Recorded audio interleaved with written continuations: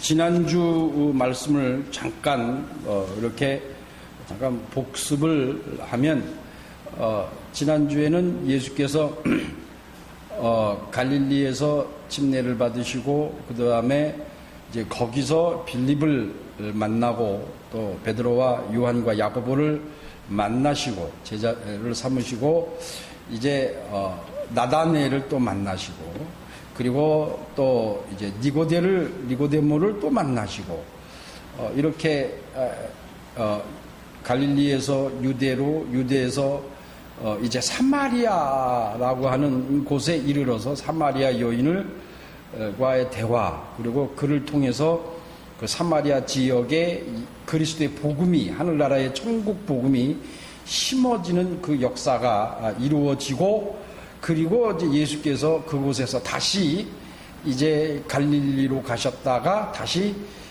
첫 번째 표적인 이 가나 혼인잔치가 있었던 그 가나로 다시 돌아오셨습니다. 그리고 다시 돌아왔을 때에 이제 가버나움에서 살고 있었던 그 왕의 헤롯 왕의 신하 그 신하 중에 그 아들이 이제 죽을 병에 걸렸습니다. 병에 걸려서 그 병이 이제 뒷부분에 나오지만 이제 열이 나는 지금으로 보면 아마 수두나 또는 이런 열사병이 아닌가 싶어요. 이제 그 병에 열이 나는 병에 걸려서 죽게 되었을 때 그 아버지가 그 이제 왕의 신하죠. 그 아버지가 이제 예수께 와서 간청을 하죠. 그래서 아주 그냥 그 아버지의 그 왕의 신하 대신으로서의 그 체면과 그 권세 그 모든 것들 다 내려놓고 그 나사렛에서 보잘것없는 동네인 나사렛에서 자란 청년에게 와서 그 애골하면서 그 간청을 한 그 아버지의 그 처지를 생각해서 예수께서 그 아들을 아주 그 원격으로 멀리 있는 이틀을 가야 도달할 수 있는 가버나움에 있는 그 신하의 아들을 병을 고쳐주셨습니다. 그리고 이제 그 병을 고치시고 예수께서 유대 명절이다라고 했어요. 5장 1절에 보면 유대 명절에 이제 예루살렘 성으로 들어가셨어요. 이제 가나에서 다시 예루살렘 쪽으로 가셔서 그때가 명절이라고 했는데 그 명절이 무슨 명절인지 명확하게 나와 있지를 않아요. 다른 복음서에도 보면 이 명절이 어느 명절인지 나와 있지는 않습니다. 근데 이게 추론을 해보면 예수께서 이전에 6월절이 가까웠다 이 장에서 그랬어요. 6월절, 그러니까 6월절이 지난 6월절은 그 앞에서 지내셨어요. 그렇기 때문에 6월절이 지난 2장 13절에 보면 예수께서 6월절이 있다 그랬어요. 2장을 한번 보세요. 2장 13절. 이전에 2장에서 예루살렘에 한번 올라가셨을 때에 6월절이다라고 했고 또 23절을 한번 보세요. 보면은 6월절이 있었죠. 앞에 있었기 때문에 그 6월절 다음에 오는 절이 무슨 절이냐면 오순절입니다. 그러니까 오순절, 6월절이 끝나는 날, 50일째 되는 날, 오순절이에요. 이 날을 다른 말로 하면 무슨 날이에요? 예, 성령 강림날. 예, 이게 한나야 너 보고 읽으라고 그러는 거는 엄마가 까만 안경을 써서 안 보여 글씨가. 그래서 너 보고 읽으라고 그러는 거예요. 그날 나중에 지워요. 그러니까 예수께서 명절, 그런데 이 명절이 오순절이다라고 딱 못 박지는 마세요. 저도 못 박지는 않아요. 확실치는 않아요. 그러니까 추론을 하는 것 뿐이에요. 이게 그냥 하나 참고상으로 알면 돼요. 이 말씀 아니에요. 진리가 아니에요. 그게 명절이에요. 이 이스라엘 사람들에게 명절은 우리나라 명절, 그러니까 추석, 그리고 우리나라의 가장 큰 명절이 추석이죠. 그 다음 버금가는 게 이제 설이고, 우리나라는 두 가지 있고, 대보름도 있고, 또 뭐 여러 가지에 있죠. 그런데 그 명절이 되면 특히 지금 우리 시대에 보면 설과 이 추석에는 민족의 대이동이라고 해서 어마어마하죠. 이게 거의 인구의 5분의 1이 움직이는 1,000만 명 이상이 움직이는 그러한 날이죠. 그런데 이스라엘은 그것보다 더합니다. 이스라엘은 거의 80%가 움직여요. 그러니까 외국에서 살다가도 다 그 명절이 되면 예루살렘에 모입니다. 그래서 예루살렘의 평상시에 있었던 그 인구보다도 약 많게는 한 7, 8배가 늘어난대요. 그래서 많게는 한 4, 50만 명이 모이는 그렇게 얘기하는 사람이 신학자도 있고, 또 한 10만 명에서 20만 명 모인다라고 하는 학자도 있고, 그건 학자들 얘기고, 어쨌든 우리가 이렇게 생각해 보면 이 명절은 유대인들에게 있어서는 아주 소중한 명절이죠. 그리고 이 명절은 이 이스라엘 스스로가 만드는 명절이 아닙니다. 이 명절은, 이스라엘의 명절은 하나님이 명하신 거예요. 유월절도 마찬가지고, 초막절도 마찬가지고, 오순절도 마찬가지고, 추수감사절도 마찬가지고, 이렇게 이스라엘이 정하는 그 절기는 우리와는 다르게 하나님이 정해주신 날이에요. 그래서 그 날은, 이스라엘의 사람들의 명절은 사람끼리 화목하고 가족끼리 모여서 서로 안부 전하고 친목을 도모하고 하는 그것도 중요합니다만은, 그것보다 더 우선적인 건 하나님을 만나는 날, 하나님 앞에 예배드리고 하나님 앞에 영광 드리고 하나님 앞에 감사드리는 그런 날이 바로 이 이스라엘의 명절인데, 예수께서도 6월절 되면은 항상 예루살렘으로 가셨고, 이 명절이라고 오늘 이 말에도 예루살렘으로 올라가셨다라고 했어요.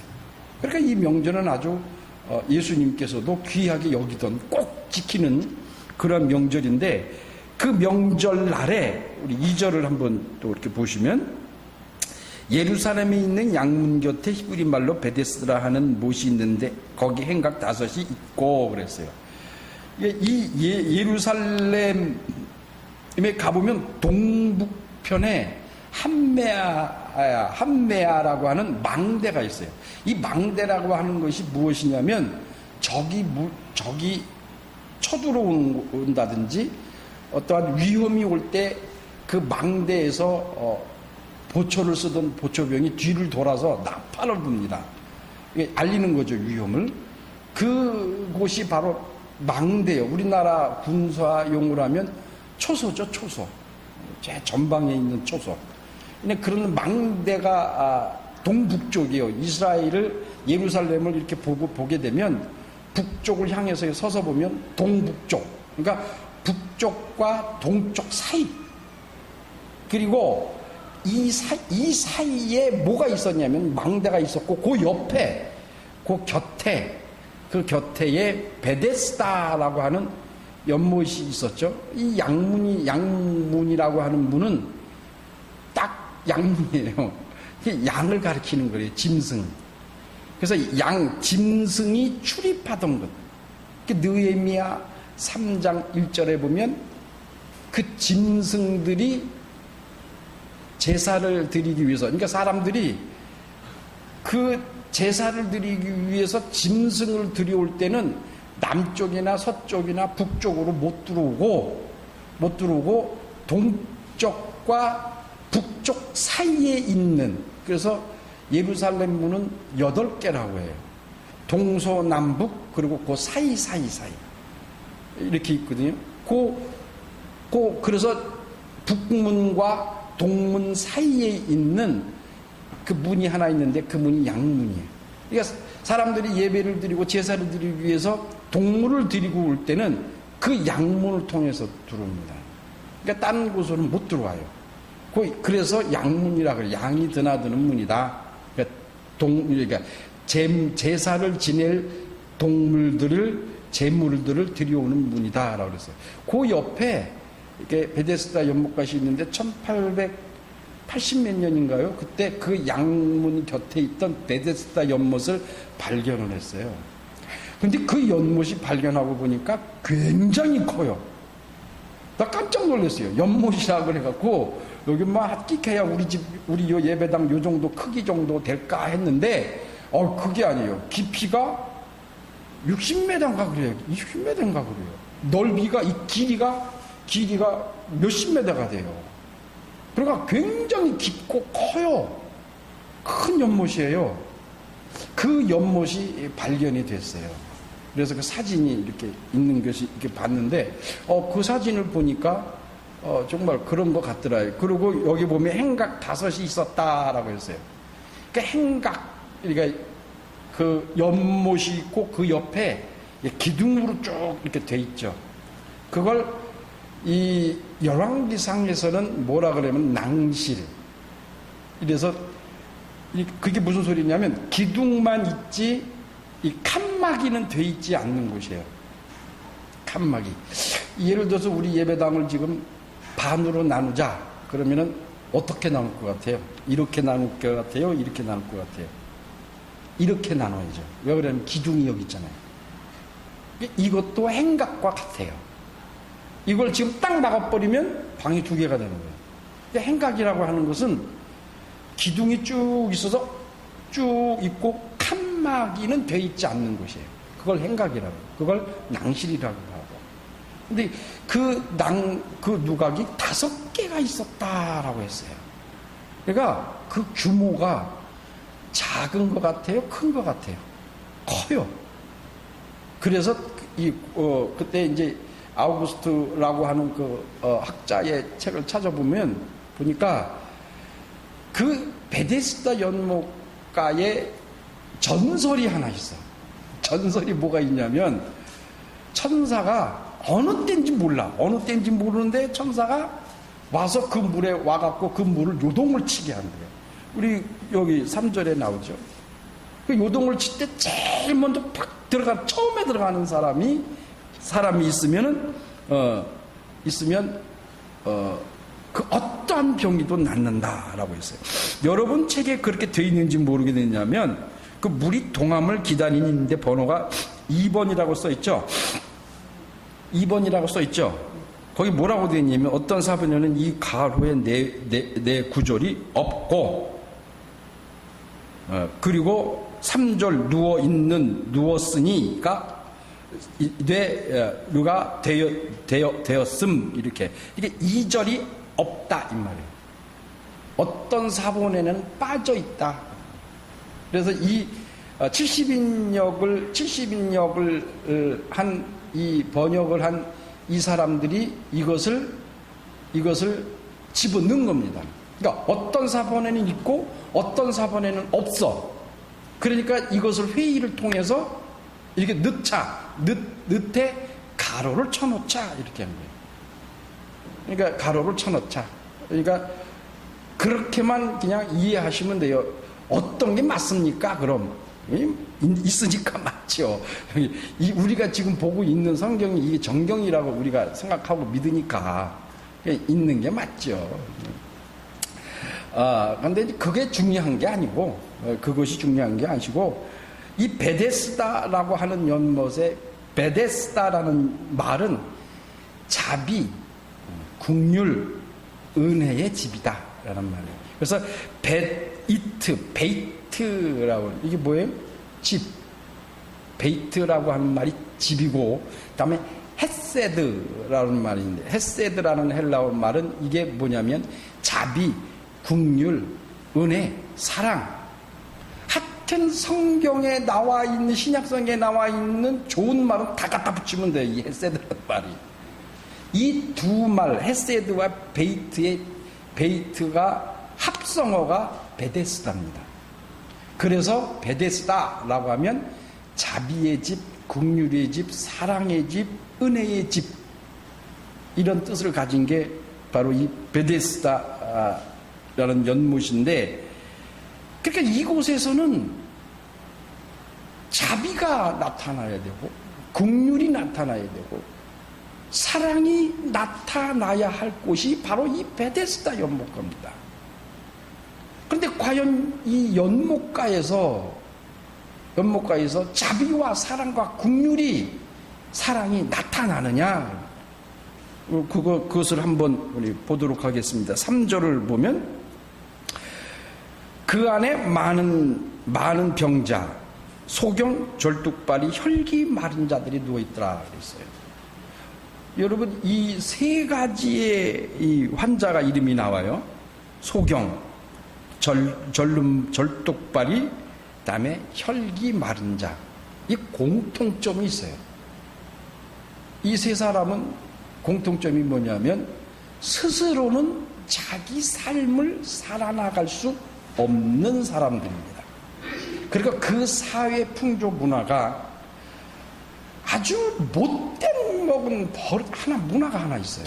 뭐냐면 병자는 특히 이 앞을 못 보다든지 혈기 마루 문둥병자나 과부나 이런 사회층에서 가장 어렵게 힘든 사람들, 특히 병자들과 과부는 하나님 앞에 저주를 받아서 벌을 받아서 그렇게 됐다라고 하는 그런 문화가 아주 팽배했던 시절입니다.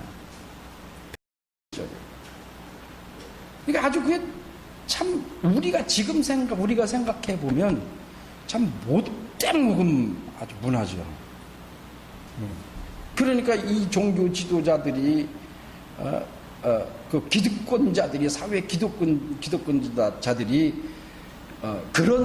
이런 어렵고 힘들고 가난하고 이런 사람들을 좀 자기들이 좀 이렇게 가진 게 있고 건강하고 이러면 도와줘야 되잖아요. 그게 상식이죠. 근데 착취를 합니다. 서기관들은 과부의 돈을 뺐습니다. 예수께서도 맞았어요. 예수께서도 말씀하셨잖아요. 서기관들을 조심하라. 과부의 돈을 뺏는다, 착취를 한다라고까지 말씀하셨어요. 그래서 예수께서는 그들을 향하여 악하고 독사의 자식들이다, 회칠한 무덤이다, 책망한 겁니다.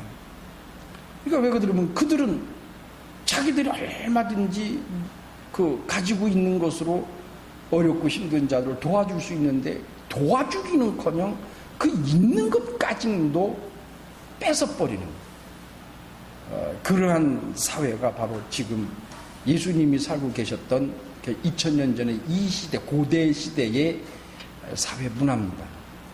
그러니까 스스로 이 세 사람의 환자는 스스로 삶을 살아갈 수 있고 스스로 한 발자국도 움직일 수 없는 사람들입니다. 이 세 사람의 환자는 그 시대의 모든 착취를 당하고 어려움을 당하고 정치적으로, 경제적으로, 종교적으로 탄압을 받고 있는 대표적인 세 사람이 바로 여기에 나와 있습니다.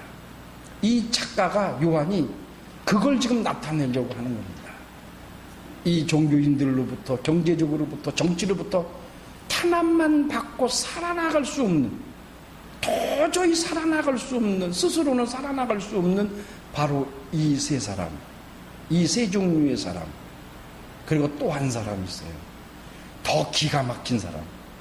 그 사람이 누구냐면 5절에 보면 거기 38년 된 병자가 있더라 그랬어요. 이 병자의 이름은 나오질 않습니다. 앞에 세 사람은 병의 이름이 나오는데 이 38년 된 병자다라고 그랬어요. 근데 이 사람이 뒷부분을 잘 읽어보면 이 사람 무슨 병이 걸렸는지 모르지만 스스로 자기 스스로 일어나서 걸어가지도 못하는 사람이에요. 이 사람은. 그러니까 앞에 세 사람은 스스로 살아나갈 수 없는 정치와 경제와 이런 기득권자들로부터 착취를 당하고 있는 그 환자들을 대표하는 사람들인가 하면 이 38년 된 환자는 이스라엘 전체를 말하는 거예요. 이스라엘 전체가 바로 이 38년 동안에 병을 가지고 있는, 태어날 때부터 병을 가지고 나온 이 38년 된 환자를 내세워서 이스라엘 전체가 지금 이 38년 동안 무슨 일을 당하고 무슨 어려움과 무슨 죄가 있는지 그걸 지금 이 작가 요한이 드러내려고 하는 겁니다. 이 사람이 지금 어디에 와 있냐면 베데스다라고 하는 연못가에 와 있어요. 이 베데스다라는 연못가에 와서 천사가 그 물을 막 휘저을 때까지만 기다리고 있는 거예요. 그러면 거길 제일 먼저 뛰어들어가려고, 그래서 자기 병을 고쳐보려고 하는 이런 전설, 나는 이걸 전설이라고 해요. 근데 그런 것처럼 그런 전설이 있었다 이 말이에요. 거기 진짜 제일 먼저 들어가서 뭐 누군가가 병이 뭐 나을 수도 있겠죠. 또 안 나을 수도 있고, 뭐 병이 나을 수도 있겠죠. 그런 사실이 있었겠죠. 근데 그게 중요한 게 아니야. 그게 거기 그러면 다 가서 거기 가지 않았겠느냐? 뭐 이런 그런 게 어딨냐? 그게 지금 이 얘기는 그 얘기를 하려고 하는 게 아닙니다. 그러니까 우리가 성경을 볼 때 지금 이 얘기가 무엇을 말하려고 하나 그걸 잘 봐야 하거든요. 이걸 잘 봐야 하거든요. 그러니까 우리는 이 성경을 봤을 때 예수께서 일어나 자리를 들고 네 집으로 가라 하는 했을 때 그 예수님이 그 능력과 권세로 이 환자를 고쳐주는 그 능력에 대해서 우리는 얘기하잖아요. 그 부분은 많아요. 예수께서 언제 주님 앞에 왔을 때에 환자를 주님 앞에 온 사람 다 고쳐주셨어요. 또 어떤 때는 원격을 2번 있잖아요. 이 왕의 신하와 그 다음에 그 이방인 백부장의 아들을 원격으로도 고쳐주세요. 그러신 분이에요. 지금 이 얘기는 그 얘기를 끄집어내려고 하는 얘기가 아니다. 그러니까 이렇게 근데 이러한 일들을 우리가 지금 현재 보면 그러니까 이 종교가요. 우리가 생각하고 있는 이 종교가 왜곡이 되면 악습이 돼버려요. 악한 습관이 돼버려요. 종교가. 이게 우리가 지금 우리나라에도 우리 사회에 지금 종교가 많잖아요. 그 종교가 만약에 그 종교인들이 그 종교가 추구하고 있는 뭐 어떠한 믿음이나 신앙이 왜곡이 돼버리면 그 종교의 악습이 돼버린다. 아주 못된 습관이 돼버려요. 그러는 경우가 있다. 근데 우리가 잘 알죠. 우리는 종교가 아니에요. 기독교는 종교가 아니에요. 기독교는 종교가 아니라 뭐예요? 예수예요. 생명이에요. 영생이에요. 기독교는 종교가 아닙니다. 그러니까 우리에게 있어서는 악습이 생기면 안 돼요.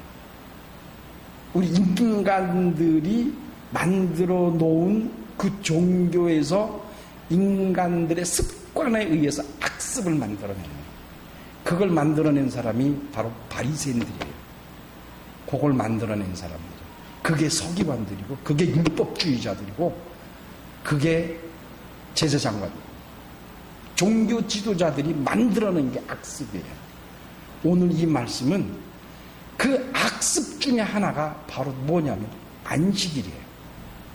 그러니까 이 얘기는 예수님이 병을 고쳐주시려고 하는 그 능력에 대해서 얘기하려고 하시는 게 아니라 안식일에 대한 얘기를 말씀을 하시려고 이 지금 퍼포먼스를 예수께서 지금 보여주고 계시는 것이다. 이스라엘이 애굽에서 나와서 요단 그 홍해를 건너서 가나안까지 가나안에 들어가기까지 그 과정이 몇 년 걸렸다 그랬어요? 40년 걸렸다 그랬어요. 근데 이스라엘이 경로가 두 가지가 있어요. 그 40년이. 하나는 그 홍해를 건너서 제일 먼저 도착한 산이 무슨 산이에요? 시내산이에요. 시내산에서 뭘 받았죠? 율법을 받았어요. 그리고 그 율법을 받고 성막, 하나님의 말씀을 받고 그 성막을 만드는 기간이 몇 년 걸렸냐면 2년 걸렸어요. 정확하게 2년 걸렸어요. 정확하게. 그래서 신명기 2장 11절부터 14절에 보면 시내산에서 율법을 받고 2년 걸렸고, 그리고 이제 하나님께서 거기를 떠나 이 시내산 호렙산에서 너희가 여기에 머문 지가 오래됐으니까 거기를 떠나 어디로 가라자 그랬냐면 바로 가네스바네라고 하는 곳으로 북으로 올라가라, 그 향으로 가라 그랬어요. 거기 이 신명기 2장에 보면 호렙산에서 가네스바네까지 걸리는 기간이 11일입니다. 11일. 그러니까 홍해를 건너서 가나안 바로 앞에 있는 바로 앞에 있는 이 가네스바네에 이르기까지 며칠 걸린다는 얘기예요. 정확히 얘기하면 11일 걸린다는 거예요. 11일 걸릴 거를 몇 년 걸렸다는 거예요? 총 합쳐서 40년 걸렸다.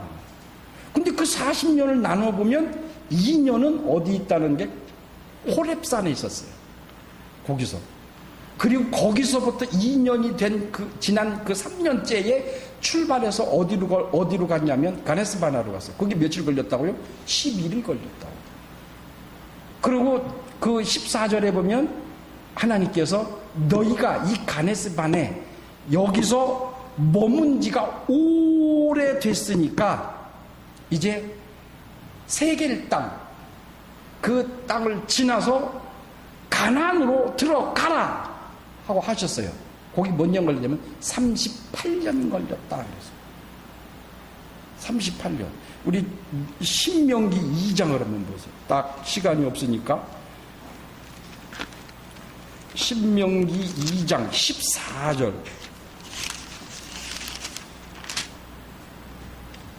2장 14절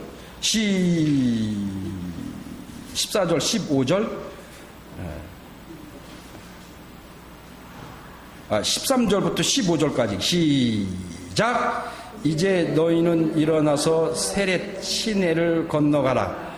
사실기로 우리가 세렛 시내를 건넜으니 가네스 바네아에서 떠나 세렛 시내를 건너기까지 38년 동안이라. 이때에는 그 시대의 모든 군인들이 여호와께서 그들에게 맹세하신 대로 진중에서 다 멸절되었나니 여호와께서 손으로 그들을 치사 진중에서 멸하신 고로 필경은 다 멸절되었느니라 그랬어요. 여러분, 이 얘기는 제가 지금 보려고 하는 거는 38년, 그러니까 어디서 38년 동안 머물렀다는 얘기예요? 가네스 바네아에서 머물렀다는 얘기예요. 그러니까 호렙산에서 가네스바까지 갔는데 11일밖에 안 걸렸어요. 10하루. 그리고 나머지 38년 동안은 그 가네스바나에서 중심으로 해서 뱅뱅뱅뱅뱅뱅뱅뱅 도는 거예요. 그 가네스바나 그 좁은 지역에서 뱅뱅뱅뱅 40년 동안 몇 군데를 옮겨 다녔냐면 40군데로 옮겼어요. 40년 동안 40군데. 요리 가서 1년, 여기 가서 1년, 요리 가서 1년, 조기 그렇게 하다가 하나님께서 마침내 세렛 시내를 건너가라 그랬어요. 세렛 시내는 뭐냐면 그 가네스바나에서 오른쪽으로 동편 쪽으로 이렇게 가면은 거기 가면 그 세렛 시냇물이 있어요.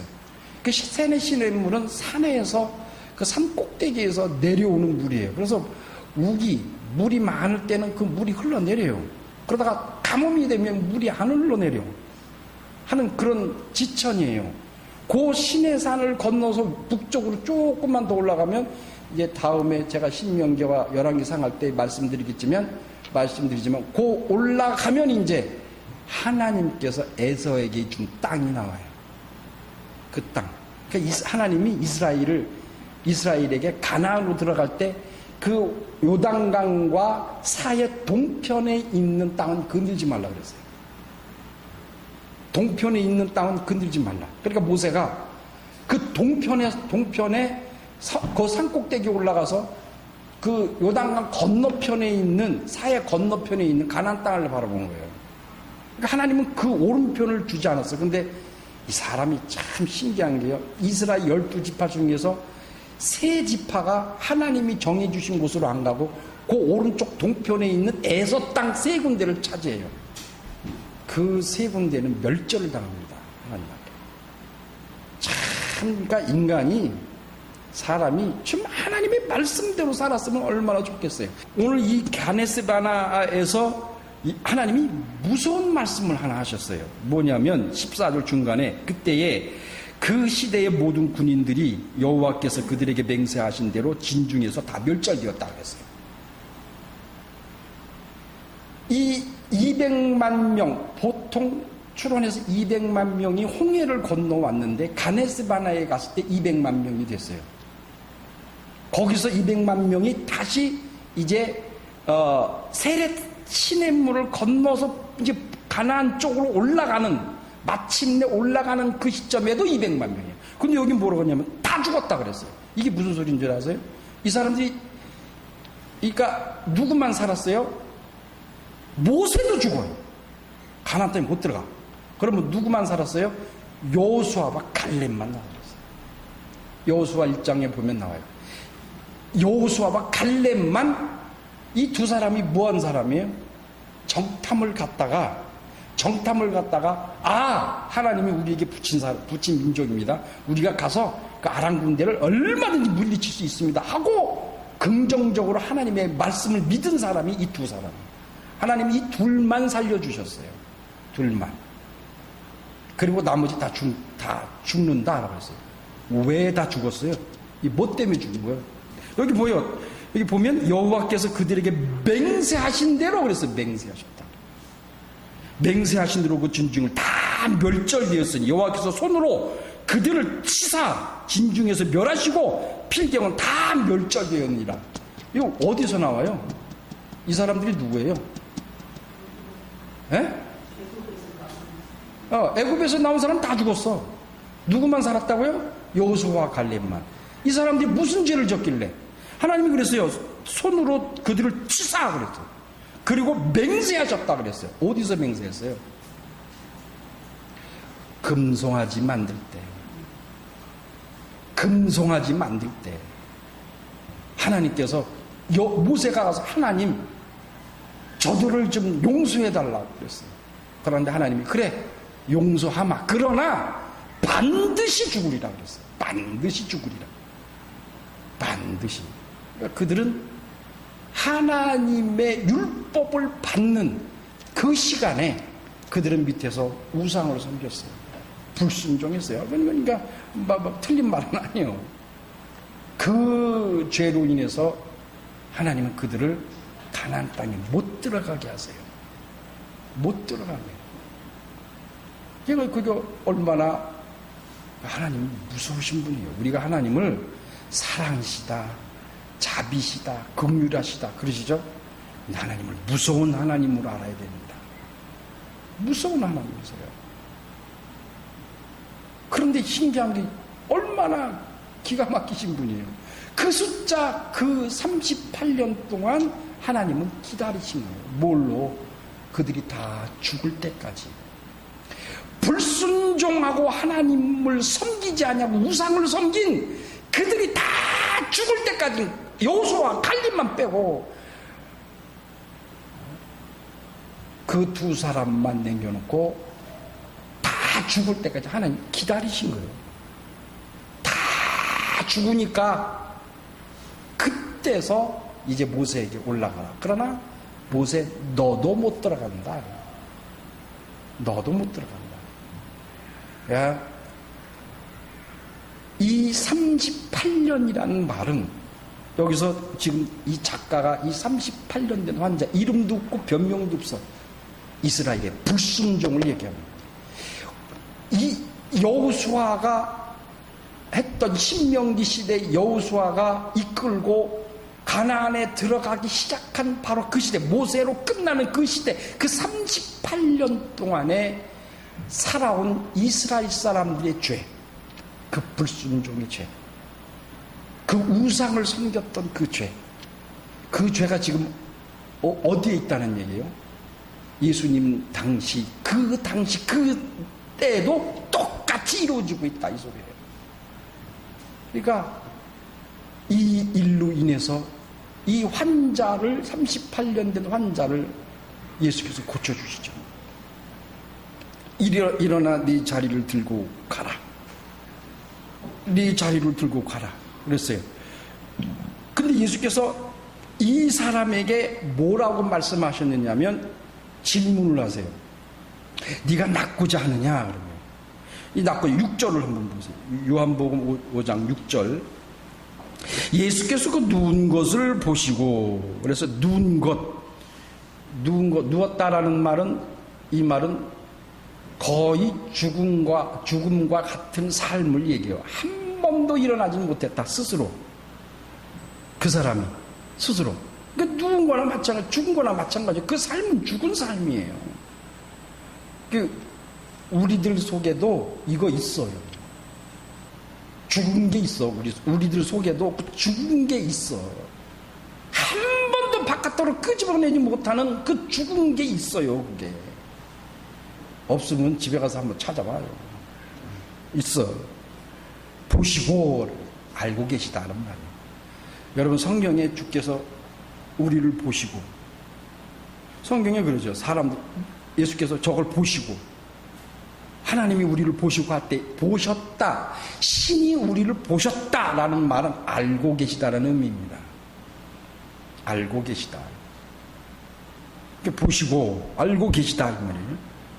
병이 오랜 줄을 아시고 말씀하시기를 네가 낫고자 하느냐.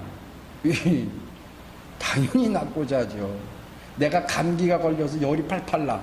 그런데 주님께서 너 감기 걸렸구나, 너 낫고 싶으냐? 그러면 당연히 낫고 싶죠. 안 낫고 싶은 게 어딨어요. 그러면 이렇게 평범한 얘기를 예수께서 말씀하셨을까요? 왜 질문하셨을까요?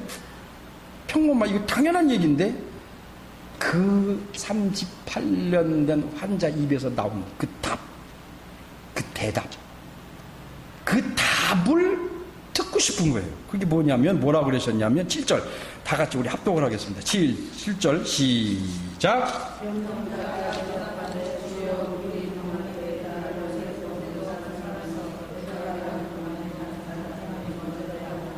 예, 여기 보면 물이 동할 때에 나를 못에 넣어줄 사람이 없어. 그때 사람이 없다라고 그랬죠. 원문, 우리가 이걸 정말 원문에 가깝게 해석하려면 한자를 붙여야 돼. 왜? 한자를 붙여서 다시 읽어볼래요? 나를부터 시작. 나를 못에 넣어줄 한 사람이 없어. 여러분, 이 연못가의 이름이 뭐라 그랬죠? 베데스다라고 그랬어요. 그러니까 긍휼과 사랑과 자비의 집이야. 그런데 이 긍휼과 사랑과 자비가 있는 집에서 모인 사람들이, 그 많은 사람들 중에 이 38년 된 환자를 비롯해서 아까 3명의 소경, 절름발이, 혈기 마른 이 사람들을 넣어줄 누가 없다는 얘기야? 단 한 명이 없다는 거야. 한 명이 없다는 거야. 이 한 사람도 없다라는 말이에요. 여러분, 이 한 사람이 누구예요? 내가 돼야 돼, 내가. 이 한 사람이 나예요. 내가 없다 이 말이에요. 이 말은 뭐예요? 주님이 하시는 말씀. 이거 지금 작가가 드러내려고 하는 얘기가, 첫 번째는 그 한 사람, 너를 물에다 넣어줄, 곧 그 물에다가 넣어줘서 너를 병을 고쳐줄 사람이 누구냐 이 말이에요. 그게 예수 그리스도시다. 그것만 얘기하시는 거예요? 아니에요. 그 한 사람 네가 되라 이 소리예요. 너가 되라. 여러분과 나보고 하는 말이에요. 네가 비록 비록 너는 못 들어가도 남을 위하여 좀 네가 희생하라. 자비를 베풀어, 긍휼을 베풀라, 사랑을 베풀라 하는데 그 한 사람이 없어. 그 많은 사람들 중에 한 사람도 없어요. 이 작가는 그걸 얘기하는 겁니다. 그 한 사람이 바로 예수 그리스도죠. 또 그 물의 의미, 그 의미도 바로 예수 그리스도를 가르치는 거예요. 예수 그리스도에게로 오면 그 불순종으로 지은 죄, 이 38년 동안 한 번도 거론하지 못했던 그 죄를 사해줄 수 있는 그 물, 그분이 바로 예수 그리스도시다. 그 물에다가 집어 넣어줄 사람 바로 너다. 내가 돼야 한다. 10절을 보시죠. 10절. 예수께서, 제가 8절부터 읽을게요. 예수께서 가라사대 네 자리를 들고 일고 가라 하시니 그 사람이 곧 나아서 자리를 들고 가니라. 이날은 안식이라 그랬어요. 자, 이 9절에 보면은 그 사람이 곧 나가서 들어가니 안식일이라 그랬어요. 누가 안식일인 걸 몰라요? 이날은 안식일이라는 거 다 알지? 근데 이 사람이 이거 드러내. 안식이라는 걸 못을 확 박아버렸어. 이 작가가. 그러니까 안식일에 뭐가 있는 거예요? 이제부터가 이게 사실은 본론이요. 안식일이 본론이요. 사랑하는 성도 여러분, 우리가 이 세상을 살면서 이 베데스다 연못가에서 이루어지는 이 일들이 지금 우리 사회에서도 똑같이 이루어지고 있어요. 경쟁사회.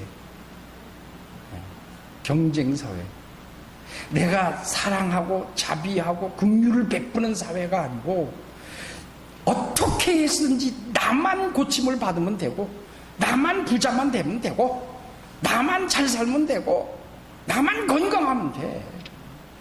그 잘 살고 잘 먹고 잘 입고 편안하게 살기 위해서 없고 힘없고 가난하고 어려운 자들 짓밟아서라도 내가 그렇게만 될 수 있으면 그것을 조금도 양심에 꺼리지 아니하고 하는 사람들이 있어요.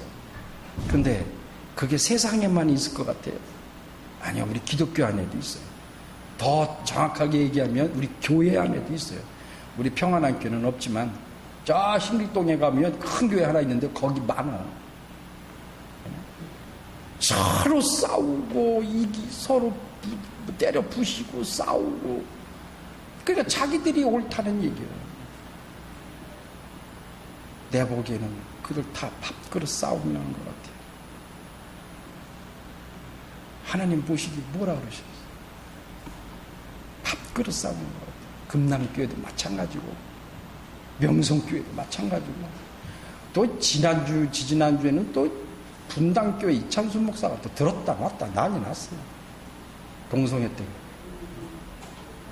여러분, 동성애는 로마서 1장에 나와요. 1장 17절부터 쭉 나와. 분명히 하나님이 말씀하시기를 죽을 죄, 사형에 해당되는 죄다라고 했어요.